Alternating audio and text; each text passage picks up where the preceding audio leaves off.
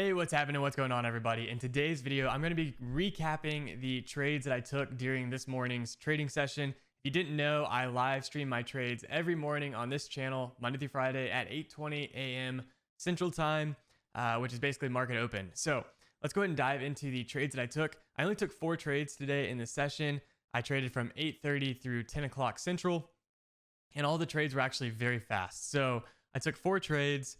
In total, each trade was a $100 winner, 5 points on the Nasdaq. Average trade time of 11 seconds. So these trades were all very, very quick. If you watch the channel for a while, you know that I like to get in and get out as fast as I can. Whatever else the market does after I'm out is great. I just want to get my bag and run. And so if I can get in and out in 11 seconds and make $100, I will do that all day, every day. I love that. It's also summertime right now, so volatility can be a little shaky. I'm not really pushing super hard right now, just with trading. I want to take my money, get in, get out of the market before the market kind of slows down. However, today has been looking pretty good. So this is a 5-minute chart on the Nasdaq. You can see the first 5 minutes of the day, we sold off pretty hard, from 70 down to 95. So almost an 80-point candle, pretty aggressive. I got short right away after that 5-minute close. So I actually got short here at 14K. We had the sell-off. This is a 22 range chart, by the way, with standard deviations off of VWAP. So we had our initial sell-off. We chopped around a little bit. I decided to short the bottom of the range and took my 5 points immediately. Just instant fill, basically. All of these trades are instant fill. I actually did not have a single trade that had drawdown either. The most drawdown I had on the day was $20. So immediately got filled there. We had the nice little push to the downside. I saw some buyers coming through. On this range specifically, in that -2 to -3 standard deviation zone, I typically like to look for longs, especially if buyers on Delta kind of show up. And so we had a low here, and then we failed to make a new low when price came back down. And so we had a little push up. A lot of volume got created at 60 at the same time as this. And so I got long and immediately got filled again. This was actually the longest trade of the day. It was 22 seconds long. So at this point, we're up $200 in the first 9 minutes of the day. Now, we ended up waiting for a while before the next trade. And this is something that is good and bad. Patience pays typically, right? And so if we are able to be patient while having quick trades, time in market is good to have as little as possible. If you are exposed to the market, you have risk on the table. And so if I can be very, very patient and wait and not take a trade and then get into a trade and be out in 10 seconds, that's just me keeping my risk pretty tight there, which is a good feeling. Next, we had another little short here.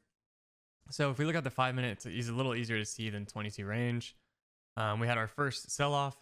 So I got short on the break of volume here and then exited my trade for, again, 5 points of profit. That's $100 on the Nasdaq, but it also lined up with the little wick test here at 15, this previous high. And exited there, basically bottom ticked that exit, which was great. And then we have been trending up the rest of the day. So ended up grabbing another long right off of VWAP here. Buyers were just looking really good. Again, cumulative delta is showing us the net change in market participants. So market buys or market sells. So if delta is going up, that means there's a lot of people marketing in and not just like putting limit orders down. And so I don't really like to take a bunch of trades off volume or off VWAP here, but buyers were looking so good, I just decided to participate. This is where I took my $20 of drawdown and then immediately got filled. Turns out could have held this thing all day also. Buyers never left. And this entry at 40, I could have gotten almost 100 points on the Nasdaq. So that's almost $2,000 per contract. But again, I try and really practice being happy with the green that I get, right? Green is green on a trade, money is money. And it's important to just kind of remind myself and maybe you, if you're learning to trade or getting into it, that the market's always going to be moving, right? So whether or not I get in and out of a trade, the market will continue to move. There will always be new opportunities. There will always be times where I'm really happy I got out where I did. And then there will always be times where I wish I would have held it longer. At the end of the day, it's just about finding that rhythm and finding out what you're happy with so that you can have a clear head going into the rest of your trades. So that's all of the trades on the day. I was trading my Top Step account today. Again, because it's summertime, I'm not trying to trade minis. However, on Top Step, I will be trading Nasdaq minis. Top Step, if you don't know what it is, basically they give you money to trade with after you prove to them that you're a good trader. It's a two-step process. And then they take on all the risk. They put up all the margin. So that's the account I'm trading with today. If you're interested in that, you can read about all the different accounts, everything down below in the description.